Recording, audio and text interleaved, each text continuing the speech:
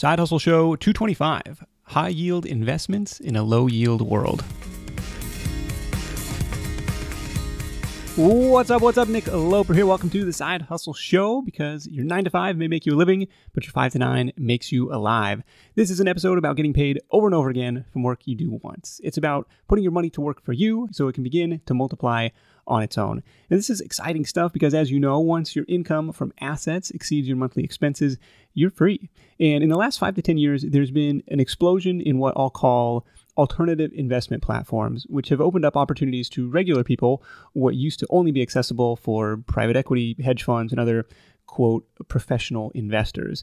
And it turns out that my experiments with peer-to-peer lending on Prosper.com and a couple other platforms really only scratch the surface of what's out there today.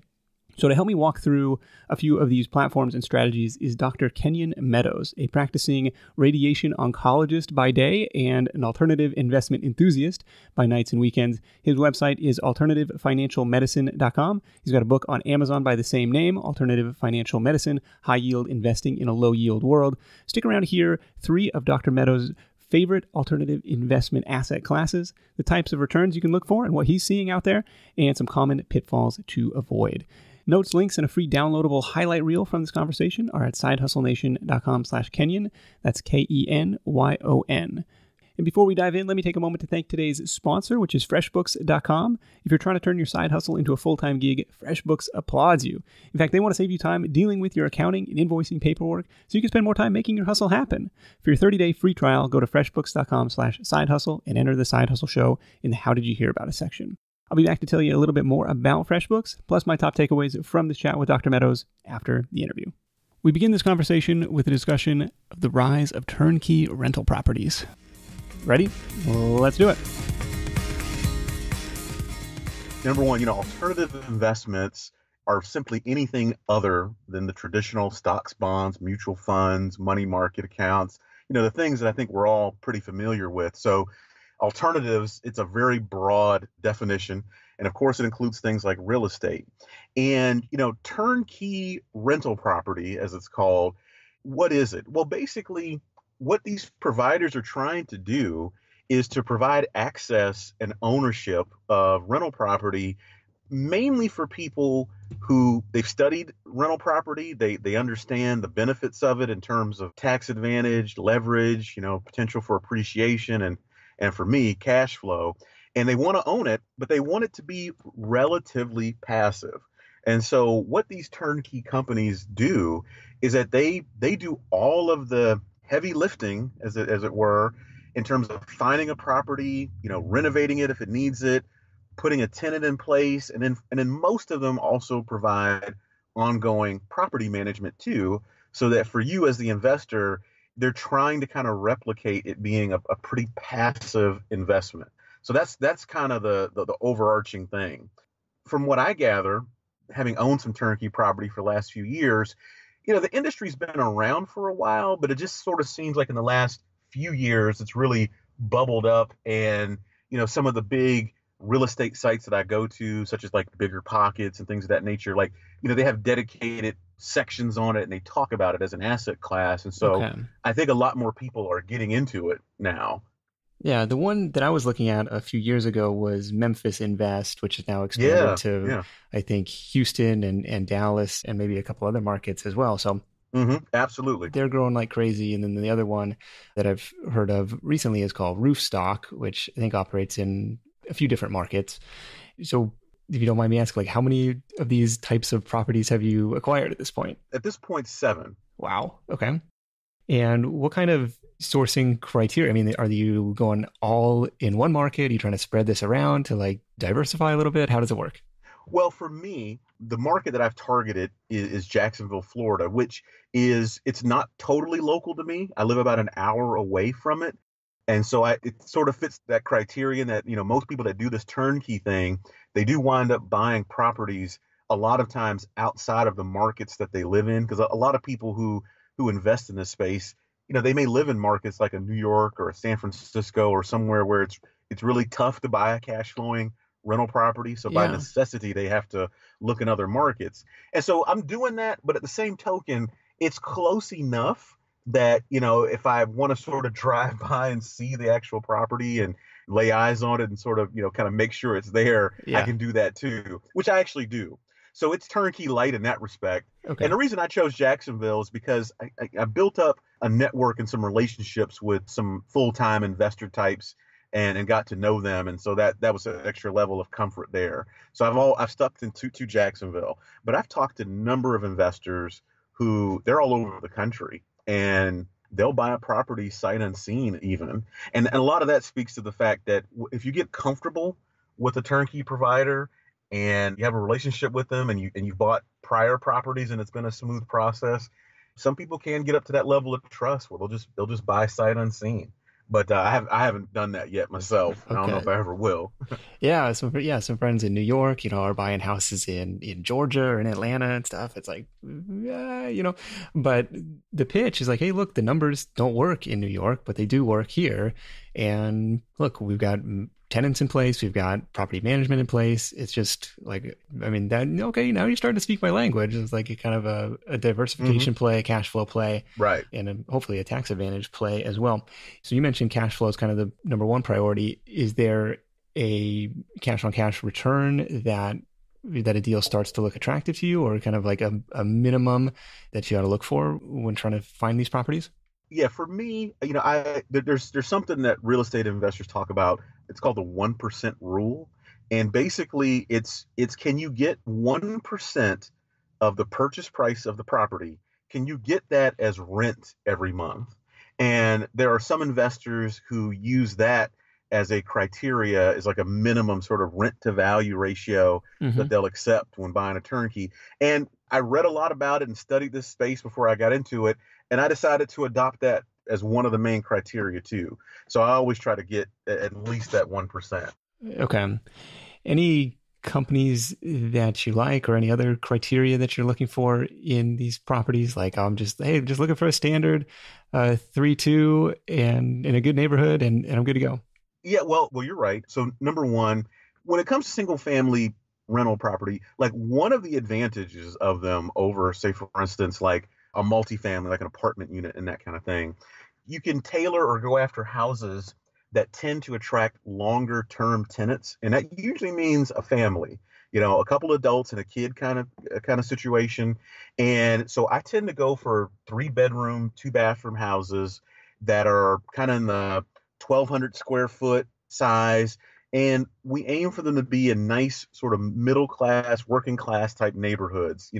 Certainly you're not going to be able to find the numbers that work in the ritzier parts of town, but you also want to avoid going, too inexpensive down the spectrum too, because while the numbers might look attractive on paper, buying a really cheap property, I've talked to people and read enough horror stories on forums and listened to podcasts and people that, have regretted going after really, really cheap property because it comes with a lot of problems that are the very opposite of it being a passive investment. Yeah. Okay. So if you're looking at $100,000 house for the sake of round numbers, the 1% rule would be $1,000 a month in rent, which is that. Correct. I mean, are these realistic numbers in parts of Florida?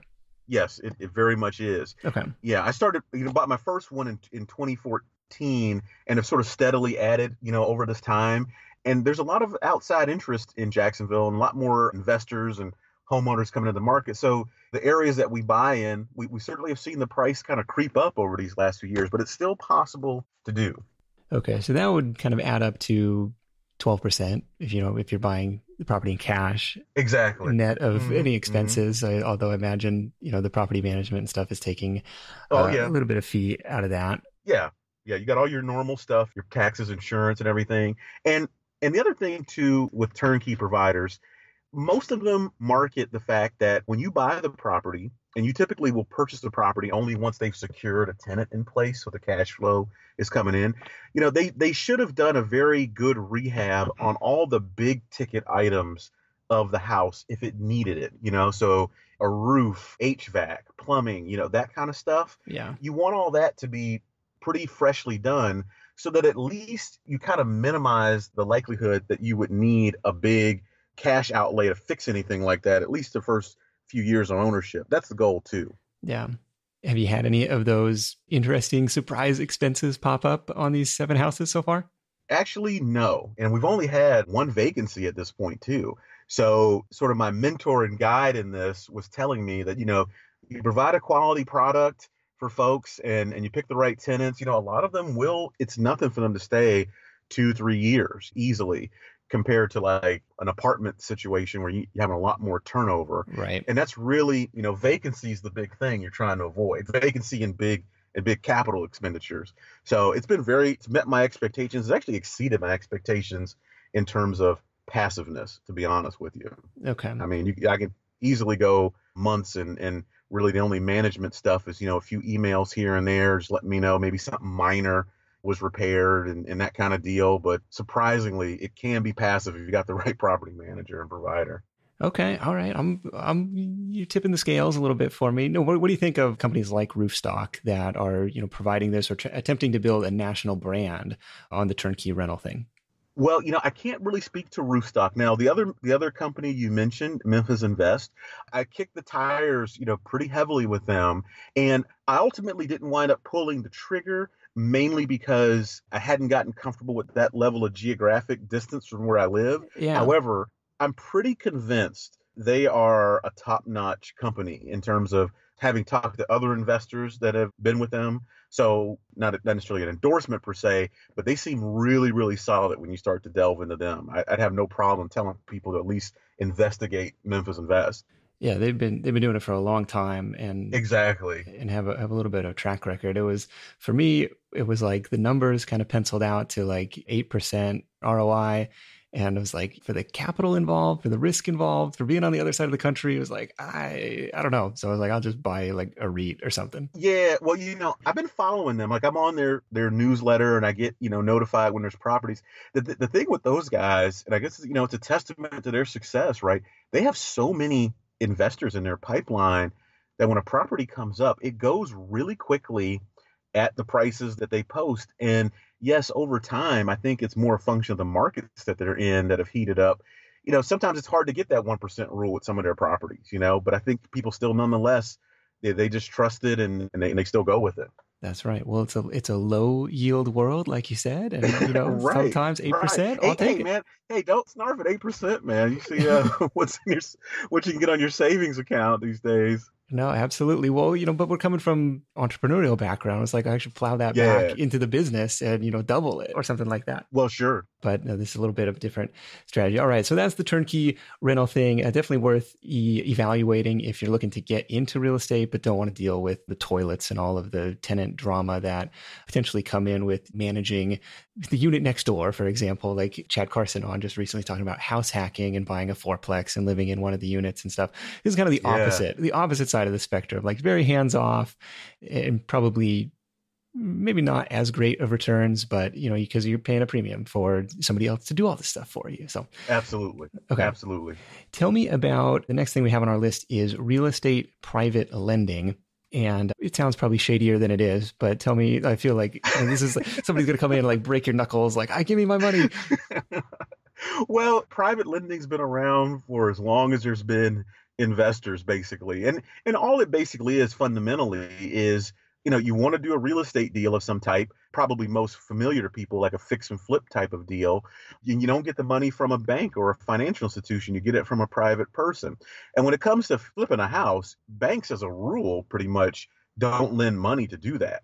So unless you have the capital yourself, you got to go find a private lender to do that. And then the other common scenario where investors might need some private money is, say you're trying to build like a rental portfolio and you initially start off getting bank debt. Well, Fannie Mae and FHA, they have limits to how many mortgages a person can have in their name. I think it's like 10 or so. So if you've got a rental, if you're trying to build a big portfolio, and once you get up, it's like nobody's going to loan you any more money, even if you've got a great deal. So I've loaned money to real estate, full-time real estate investors under both of those scenarios, to fix and flip houses and to continue to grow their buy and hold portfolio.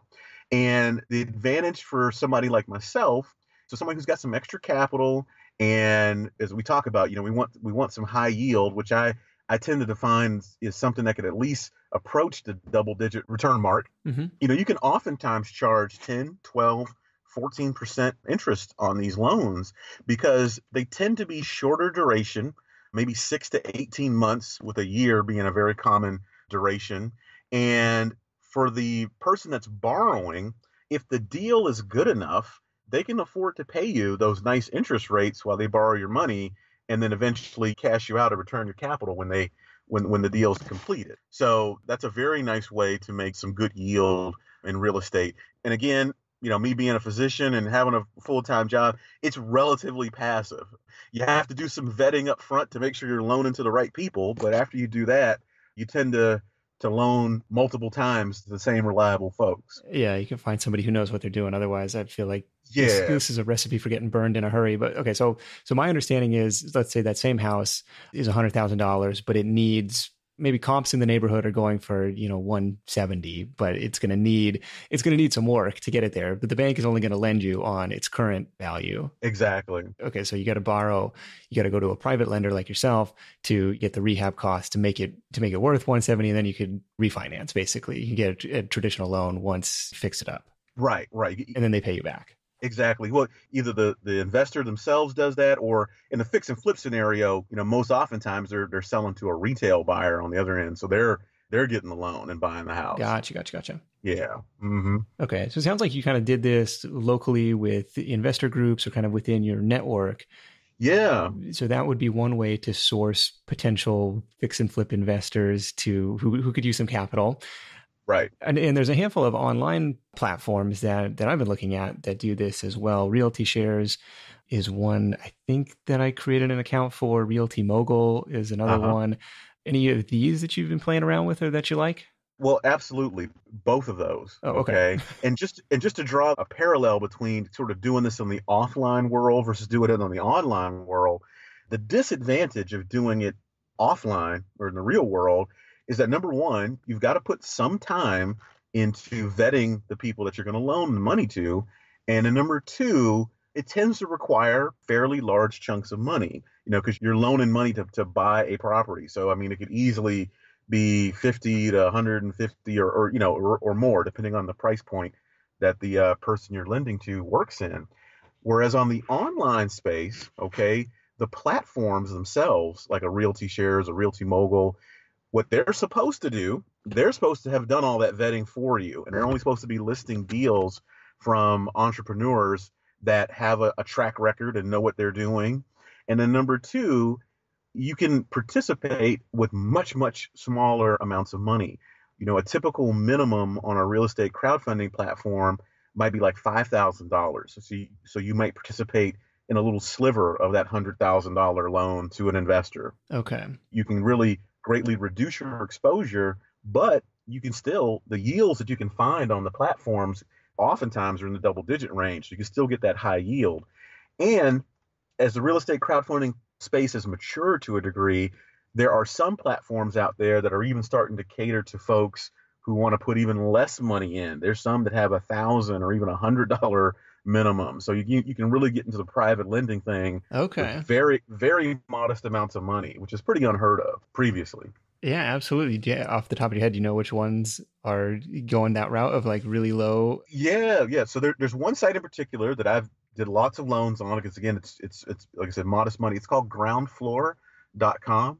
They're out of Atlanta and they do most of their deals in Georgia, but I think they've even branched out as they've continued to grow. Okay. And so they kind of cater to the unaccredited investor, which for the audience, accredited investors are basically, it's a definition by the SEC that, you have to make either $200,000 as an individual or $300,000 as a couple, or have $1 million net worth. Like some, in order to invest on some of these crowdfunding sites, you have to meet that criteria, which is only like 2 or 3% of the country. Okay. Right. So Ground Floor is one of the few real estate crowdfunding sites that you can invest as an unaccredited investor. So that's kind of their niche. Hey, just need to jump in here with a note on the accredited investor thing. These are a set of Great Depression era regulations put in place ostensibly to protect the investing public from investments deemed too complex or too risky, but opponents to the accredited investor rules say they're an example of the nanny state gone too far. Heck, we allow plenty of poor people to play the lottery and go to casinos with far worse odds. Or worse, they contend that the rules were written by the rich to save the best and most lucrative investments for themselves. You know, my experience with this stuff has been limited to Prosper.com, which is kind of like a peer-to-peer lending platform, not necessarily for real estate, but for debt consolidation or, you know, business loans and stuff like that. And that's one of the things that you just said that appeals to me. It's like I can invest with a $25 minimum and I could spread that across, well, I can spread my, you know, entire investment across hundreds of different loans versus like you said, I'm going to go $100,000 into this. Well, shoot, I feel much more comfortable spreading that across 20 or 30 different deals. And if one goes bad, that's okay, because the return from the other stuff is going to more than wipe it out. Well, you know, speaking of when deals go bad with the private lending thing, right? So one of the appealing things about the real estate compared to like a Prosper or a Lending Club, which I've delved into that too, and that's covered in the book, and I've been on Lending Club for a few years, and you know, it's performed, I would say, just about how they projected it would perform. So that's been good. Okay. But ultimately, you do have some loans that go belly up on there, of course. And honestly, there's really no recourse for you. I mean, the site even tells you, like, you know, they'll make an attempt to maybe collect, but with the real estate crowdfunding, particularly when it comes to debt, which is what I do, the lending part, you actually have a secured interest in that property. So if for whatever reason the deal goes bad for the real estate entrepreneur, you can foreclose and take the property back and liquidate it and have a much higher chance of recovering all or nearly all of your capital, provided you loaned a conservative amount on the value of that property. So just to let you know, I've done about maybe 35, 40 real estate crowdfunding deals over the last, 3 years. And I've had 3 of them have gone bad. Okay. And they're in various stages of foreclosure on the platforms. And I get email updates telling me that they are basically moving forward with that whole process. And for what it's worth, they seem to be reasonably optimistic that we will eventually get all of our money back. Again, because you have a actual lien on that property and can take ownership and whatnot. So that's another little added bonus. And the platform handles that whole process for you. Absolutely. Okay. Mm-hmm. Okay. Yeah, I'm curious because these platforms are all so new. It's like it's hard to get, a 5-10 year track record because they haven't been around that long. Right. I mean, all the real estate crowdfunding platforms, the very earliest ones came at the tail end of 2012 after the Jobs Act made it legal to do this stuff. So none of them have been around very long, but there's a few that have kind of emerged, at least in terms of size and I think investor awareness. There's a few fairly big players in the space, but there's been a lot that have come online over the last couple of years too. Now, how does it work? Like if I go on Ground Floor, if I go on Realty Shares, can I say just I want to buy like the equivalent of a real estate investment trust? Like I just want to, you allocate this block of money like how you see fit or, across a diversified set of deals, or it's like, do you have to go like pick and choose which properties or which deals you want to lend on? So for your listeners, I'm sure most of them are familiar with what a REIT is, this real estate investment trusts, which essentially function like securities or mutual funds for real estate investing, where you put in some money and it's spread out over a whole portfolio of properties that are within the REIT. Whereas crowdfunding is very different in that it's a bunch of people putting in money, but ultimately in the vast majority of offerings on the platform, you're only going to be participating in one particular property or deal. Okay. So in order to get that REIT-like experience, you yourself would have to manually go in and invest in lots of different properties to get that diversified exposure. Okay. Although I do know that a couple of platforms, I think Realty Mogul and maybe another one called iFunding, they essentially are offering REIT-like things where it's like, hey, if you don't want to sort of manually click and invest in all these things, yes, if you invest in this fund of ours, we'll spread it out for you. So there's starting to be a little bit of that I'm seeing on the sites too. Okay. Where they're adding that feature. But for the most part, in the time that I've been in it, you kind of had to do it yourself if you wanted to really sort of manually diversify. Yeah, I'm doing a little bit of that with a company called Fundrise, which Yeah. does kind of commercial real estate and is open to non-accredited investors as well. I think the minimum is just $1,000 there, so it's kind of a fun little alternative investment for me. So, but going back to this, so you gotta kind of pick and choose which ones you want. Are there any criteria you're looking for? Obviously, the yield is one factor, but what else is kind of going into your decision to say like, yeah, I want to help fund this one? Yeah. Well, I've been on a lot of the platforms long enough where there certainly are repeat sponsors, as they call them. That's what they, in the real estate crowdfunding space, that's what they call the entrepreneurs that get their deals listed on the site. They call them sponsors. Okay. There's certainly been some repeat sponsors that have come back after some successful projects. So anytime I see a repeat sponsor, and they usually feature that for somewhere prominently in the offering, that certainly helps. Yeah. People that have had a track record of paying back. Number two, well, I pretty much just do debt deals. There are equity opportunities where you can actually partially own, there's been whole commercial properties listed, there's been apartment buildings, there's been retail space, and where you could actually own some of that. The commitment time frames are longer than I like, and they expect you to want to participate for like 3 or 5 years. And I always look for short term, meaning a year or so debt deals. That's what I'm comfortable with at this point with the crowdfunding. And I like for things to be at least 9% as a return, certainly preferably 12, 13, 14. I certainly have seen the yields tick down a little bit over the years as I think more and more people have come into the space, and I think they don't necessarily have to offer as high a yield to get people to buy in as the space matures a little bit. Okay. And then the other thing I look for, if I can, I mean, we know that there's some areas in the country that, I mean, let's just be honest, the real estate is so exorbitantly high, but those markets just command it. Like, so when I see a project in like a Brooklyn or a San Francisco or somewhere where it's like, I know that if the sponsor can't make good on that deal, somebody else is going to come by and buy it out, and ultimately someone's going to want it even at those inflated, exorbitant prices. So whenever I see a deal in a very high price market, I don't mind participating there either. Oh, interesting. Because Okay. I figure, how can you go wrong? I don't know. There's like you gotta count on the next guy down the line. To like, well, if somebody else is gonna pay it, Well, that's the thing, right? In a few choice markets, it seems like there's always a buyer, right? There's always. until the bottom falls out, man. Right. All right. No, this is cool stuff. I got to dive into this and play around with that a little bit more as well. The third area that I wanted to pick your brain on a little bit is the business lending side of things. So my experience with this, very minimally with Prosper, most of the stuff that I'm buying over there is debt consolidation notes, but there's an element to people, hey, I'm going to start a business over there. And I think the big question that you raised, especially with Prosper and Lending Club, is this unsecured debt. Like there's no recourse. And Right.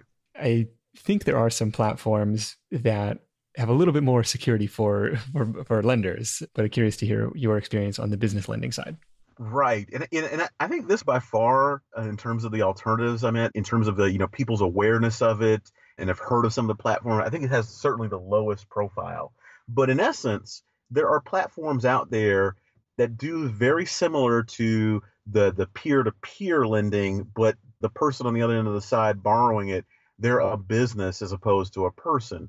And I haven't done any of the business lending that you can do on Lending Club, everything, just because I don't know, they don't provide a lot of detail about the businesses there, whereas some of these other platforms, you can get a lot of detail about the business in terms of if it's profitable, how many employees it has, look at their tax returns, and you can actually delve into it at a very granular level before making a decision if you want to on some alternative platform. So I've chosen to go that route.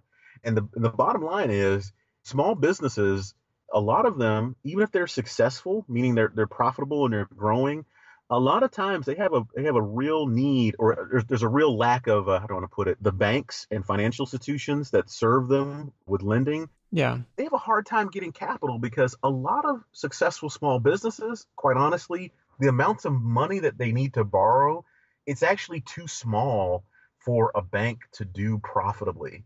Oh, really? Like the loan's not even big enough. Not even worth their time. Okay. Exactly. So most banks are not interested in doing a loan less than like 500,000 bucks to a business just because of the fees and the time it takes and everything. So if you need like 50 to $250,000, and I had to learn all this stuff from listening to podcasts and listening to founders of these platforms. Like it's actually hard to get somebody to loan you that amount of money from a banking institution because it's just too small. Huh. So in their place, there's always been these kind of high interest rate lenders to businesses called merchant cash advance people. And these are basically, it's been described to me, they're almost like payday loan type of people. They charge really exorbitant rates to make these small loans for them to be profitable. Okay. But what's emerged, again, using this crowdfunding model, there are some sites that will raise money from investors like myself and turn around and loan that out to these credit-worthy small businesses. And the businesses are willing to pay fairly attractive interest rates to get it. So it's not hard at all to make yields more than 12%, 12 to 18%, pretty routinely. Yeah, absolutely. It's possible. And they're happy to pay it because it's actually cheaper than some of the other alternatives that are out there. And it's better than getting nothing from a bank. Yeah. Well, this one appeals to me because it's like the chance to help fellow entrepreneurs, you know, you're helping small businesses grow and you're kind of getting to play like mini venture capitalist in a way.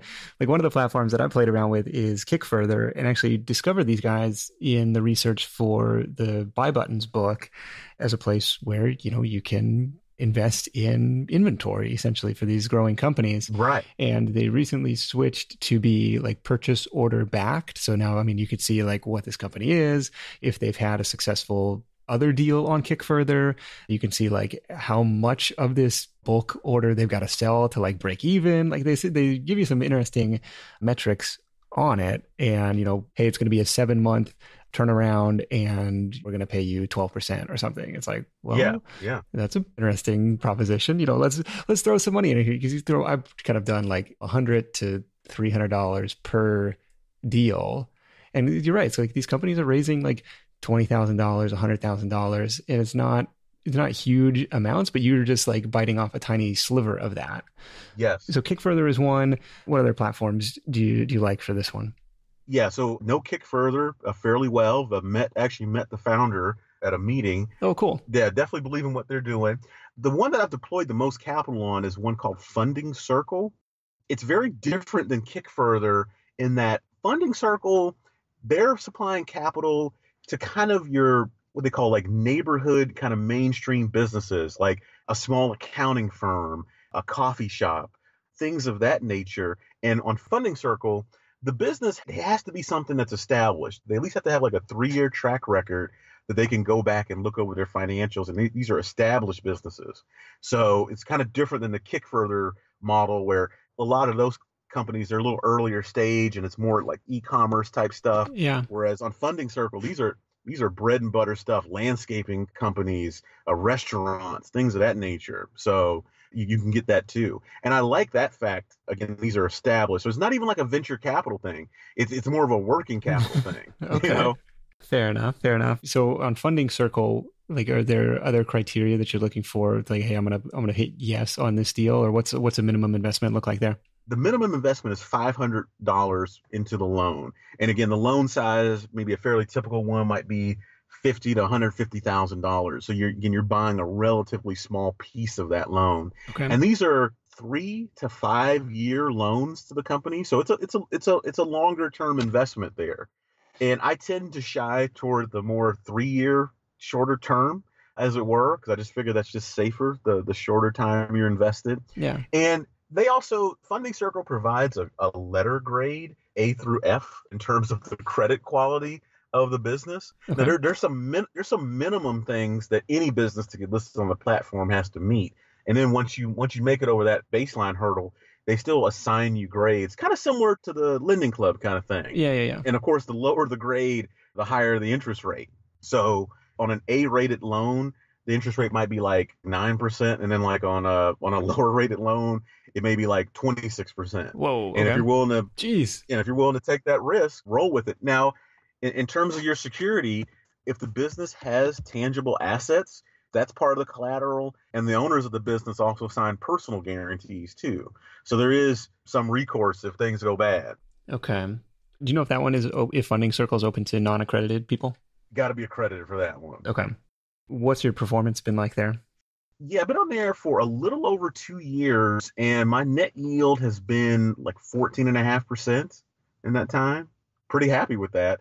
I don't think any of the loans that I've invested in have had any problems at this point. Wow. So I think I'm pretty fortunate in that regard too. So you're a good picker. Do you go in and pick them one by one? I do, and it took a while to deploy the money that way. Yeah, but that's what I did. So are you going for those F grade 26% deals? There's a few spattering of those thrown in, but mostly it's B's and C's mostly. Okay. Mm-hmm. Yeah, 14%, dude. That's pretty serious. Yeah, ticks off every month into your payment there. And so, it's not bad. Definitely not bad. So my next question for you is, I don't know if you even have this, like as a ballpark percentage of your net worth, like how much do you have in savings and traditional like 401k and stocks and bonds and all that stuff? And like how much are on these alternative platforms? Like, is this a huge piece of the pie for you? Or is it still like, oh, this is just kind of like an experimental sliver? Well, when it comes to the online things, those are relatively modest amounts overall.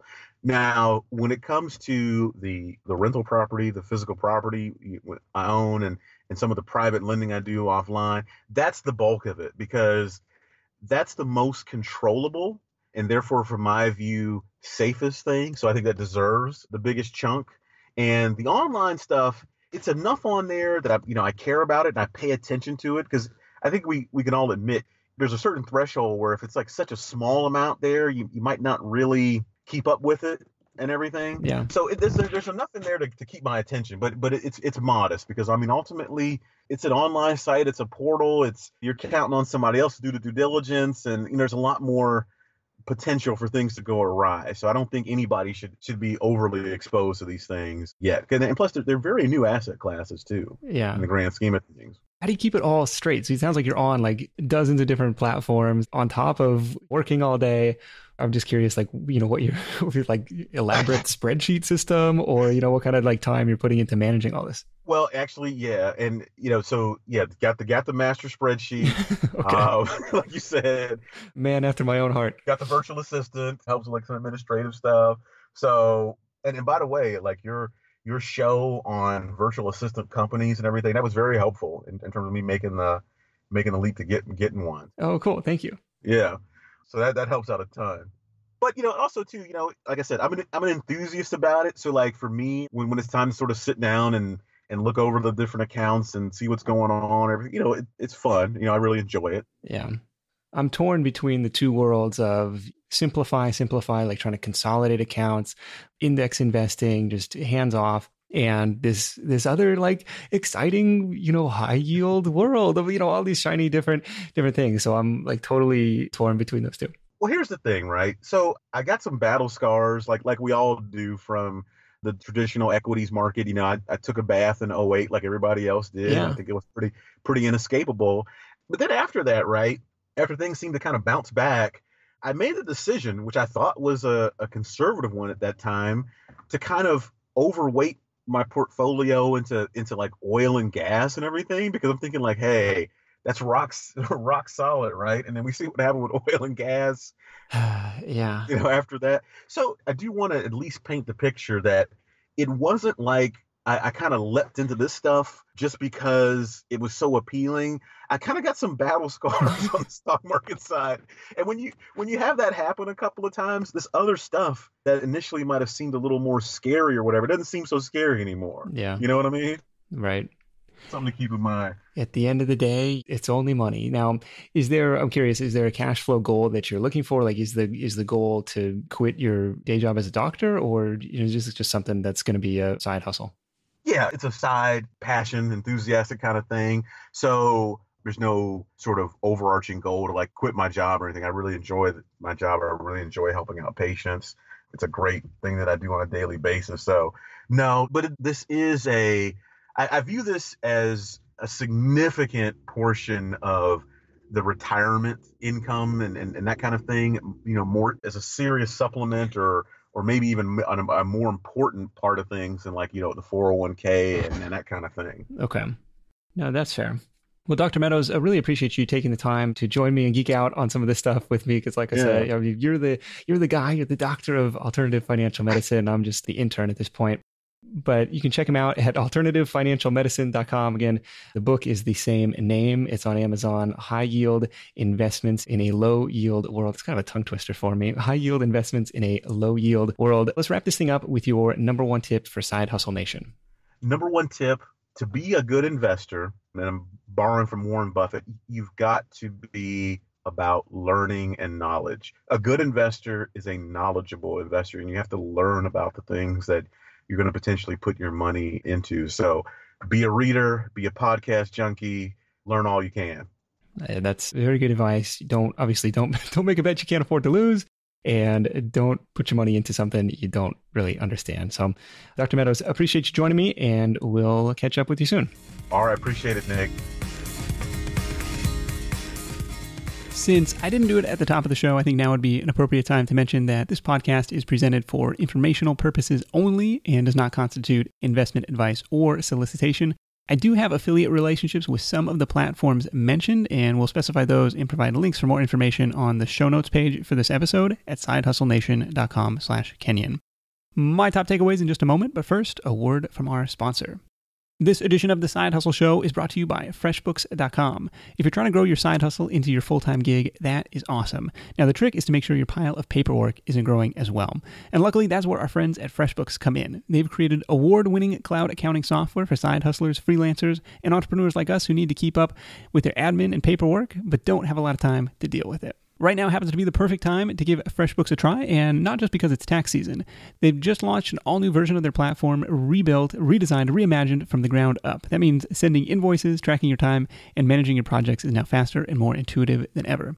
As side hustlers, we're constantly on the go, right? And that's why the FreshBooks mobile app works wherever you do. Among other things, you can use it to snap pictures of receipts on your phone to make claiming and deducting your expenses super fast and easy. To see how the all-new FreshBooks can save you time dealing with your paperwork so you can spend more time hustling, go to freshbooks.com/sidehustle to start your 30-day free trial today. That's freshbooks.com/sidehustle for your free 30-day trial. All right, my top takeaways from the chat with Dr. Meadows. Number one, research. Before plunking down any of your hard-earned cash, make sure you understand what you're getting into, what the underlying assets are, and what risks are involved. Measure twice, cut once. Takeaway number two is to start small. My foray into all this alternative investment stuff started 6 years ago on prosper.com with an initial investment of $500. After I saw it working, I upped it to $5,000 and have added to that over time. I like to frame investments as a percentage of net worth, and for the sake of perspective, even today, all of my, quote, alternative investing accounts for less than 5 or 10% of our total assets. Now, after this conversation with Dr. Meadows, it definitely made me want to increase that allocation to chase some higher yields and build more, dare I say, passive cash flow. Takeaway number three was to align your investments with your goals. Now, right now, my investment goals are similar to Dr. Meadows, and that's for cash flow. One way to frame this is to itemize your monthly expenses and then try to build cash flows to erase them, kind of working your way up the list from smallest to largest. With apologies to Dave Ramsey, I call this the side hustle snowball, and actually have a full write-up with some real-life examples of that snowball in action. I've linked that up for you in the show notes for this episode at sidehustlenation.com/Kenyon. Again, Kenyon. Now, while you're there, be sure to download the free PDF highlight reel from this conversation with all of Dr. Meadows' top tips and alternative investment strategies.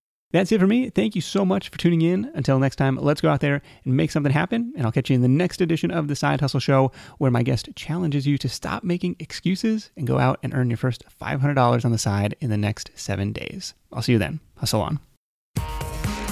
Thanks for listening to The Side Hustle Show at www.sidehustlenation.com.